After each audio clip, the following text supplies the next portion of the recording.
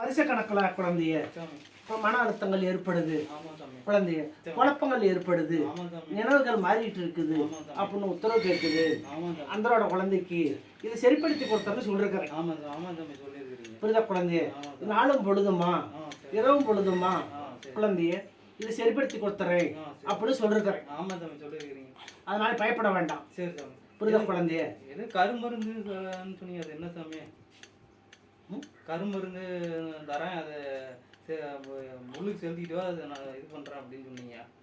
அது என்னன்னு சாமி? சார் கருமருந்து என்னன்னு திருநீருங்களா? சரி சரி சரி சரி சாமி, எனக்கு தெரியாதான் கேட்டுவிட்டேன். புரியுதா குழந்தைய? அதை பயன்படுத்திக்கிட்டு வா. இரவு படுக்கும்போது நாவடியை வச்சுக்கிட்டு வா குழந்தைய, நல்லது ஏற்பாடு பண்ணி தரேன் அப்படின்னு ஒருத்தர் சொல்லிக்கிறேன். புரியுதா குழந்தைய? அதனால குழந்தைய இப்போதைக்கு கொஞ்சம் கொஞ்சமாக சரிப்படுத்தி கொடுத்துறேன். சரி சார். புரியுதா குழந்தைய? சாமி, அவங்க ஒரு இடம் வாங்கி கொடுத்து வீட்டில் விற்கிறேன்னு சொல்லிட்டு இருக்கிறாங்க. அது என்ன சாமி பண்ணலாம்?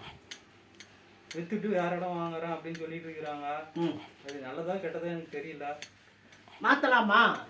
வாய்ப்புகள் இருக்குதா அப்படின்னு கேட்கறேன். வித்துடுமா? வாங்கலாம் வாய்ப்பு இருக்கு, பண்ணலாம். இந்த நேரம் பண்ணலாம். ஆனால் வயசு பிறந்தாதான் பண்ண முடியும். வயசு தான் நடக்குது இன்னைக்கு 2 தேதி. கரெக்டாக தான் இருப்பேன். ஆமா சாமி. எப்படி மன அழுத்தமா இருக்கிறது கண்டுபிடிக்கணும். ஆமா சாமி. ஏன்னா அதை டெஸ்ட் பண்ணணும். ஆமா சாமி.